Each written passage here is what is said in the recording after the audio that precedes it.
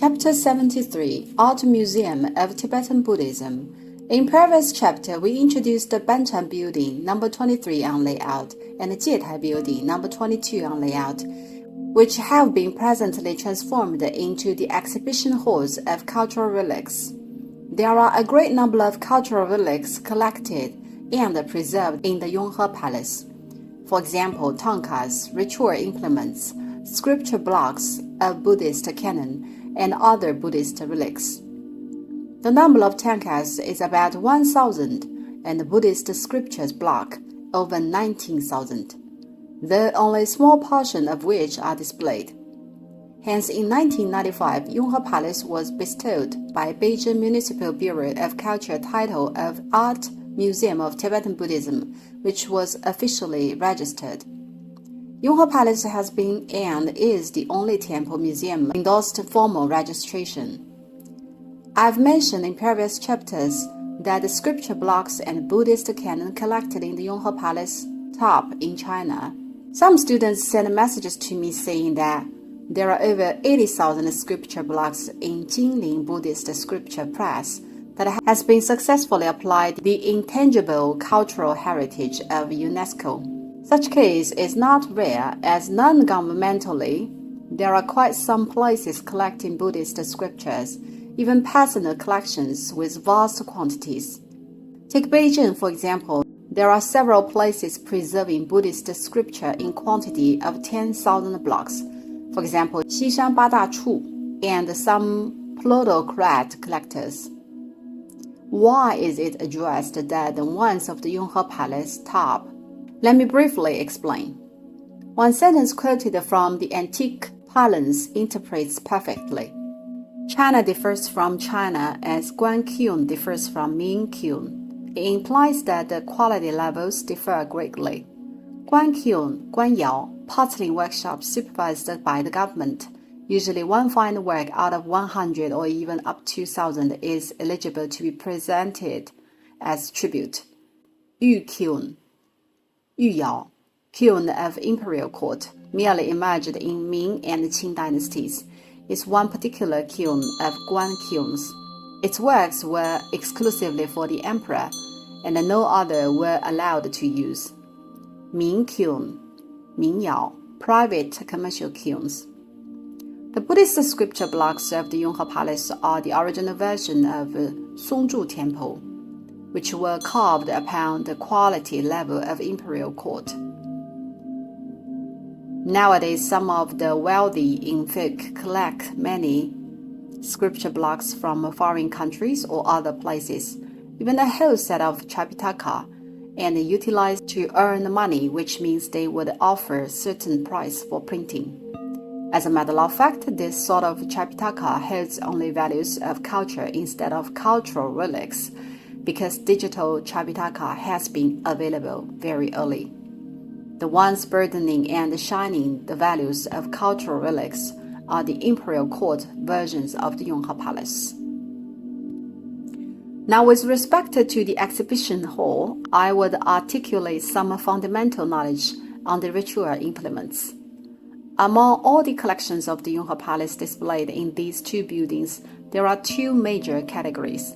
One is the religious ritual implement, and the other is tanka.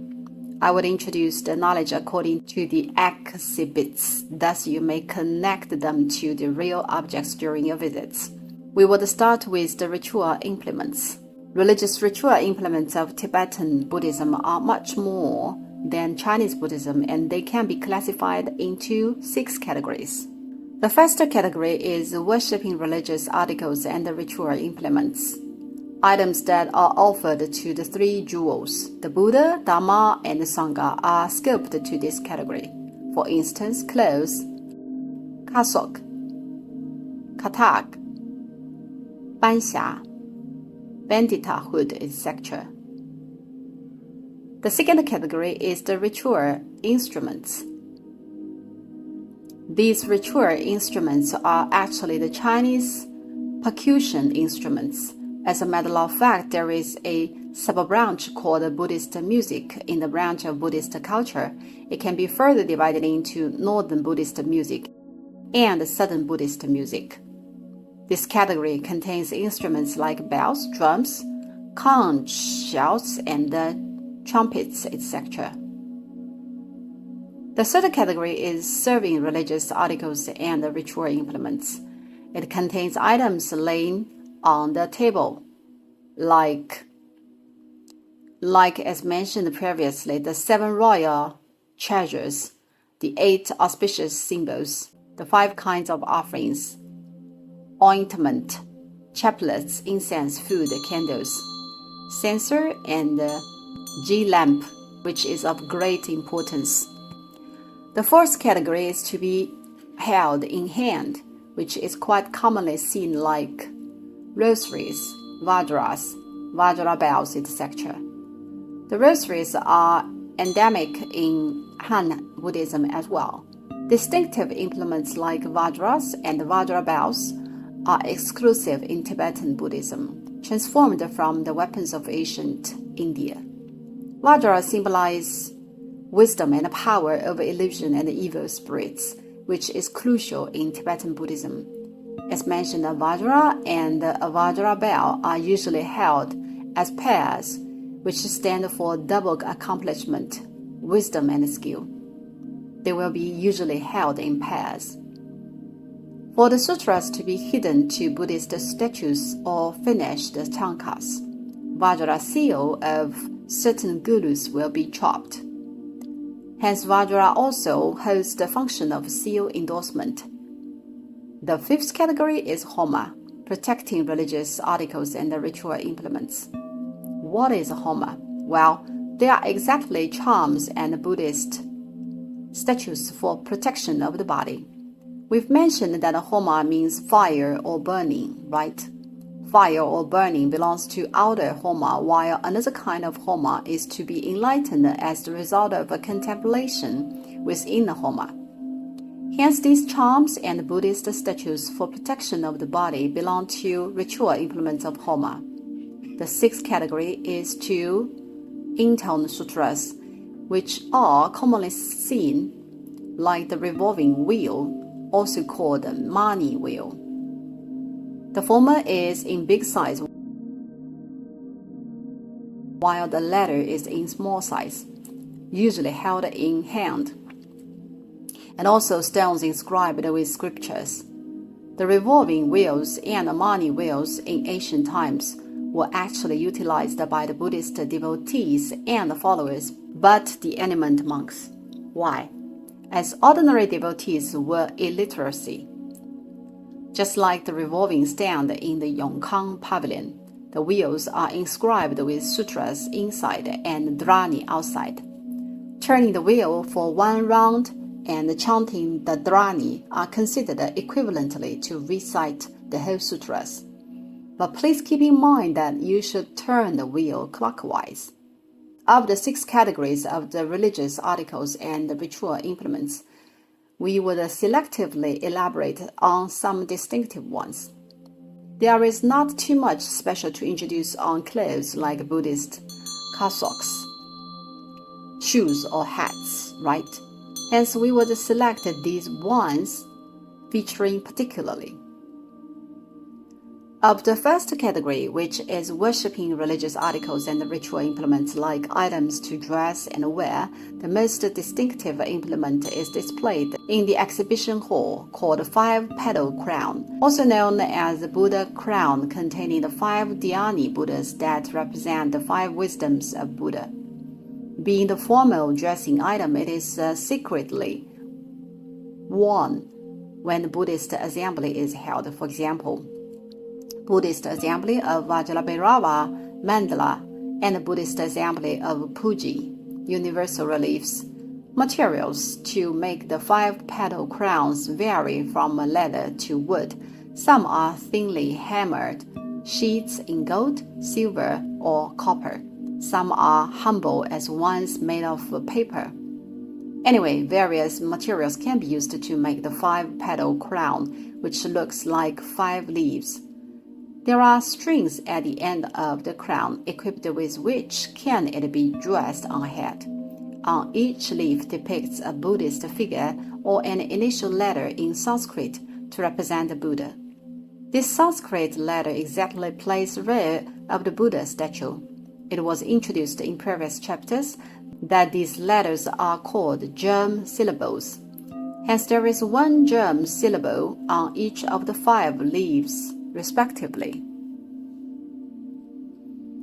The 5 Buddhas of the 5 Dhyani Buddhas, if illustrated, are in the same appearance as they are all Tathagatas, a title to all Buddhas meaning the thus come, the thus gone. Well, that exactly reflects the essence of Tathagata nature, right? Despite of the same appearance, they are depicted in 5 different colors and performing 5 different mudras, representing 5 different Buddha wisdoms of Dhammadhatu. These very wisdoms don't refer to the intelligence people talk about, but specialized ones called Salovajana Buddha wisdom, which can be attained by following the Buddhist doctrines. In daily life, we will say you are so clever and intelligent. This is not the case as what Salovajana implies. Looking at the picture of the 5-petal crown, you will know clearly on who is who, or you may draw a chart to help yourself to apprehend. What color stands for which Buddha? What kind of Buddha's wisdom does certain Buddha stand for? What mudra does certain Buddha perform, and what is the mudra name? It is quite twisted to describe orally, hence I would suggest you draw a chart and take a look at the picture.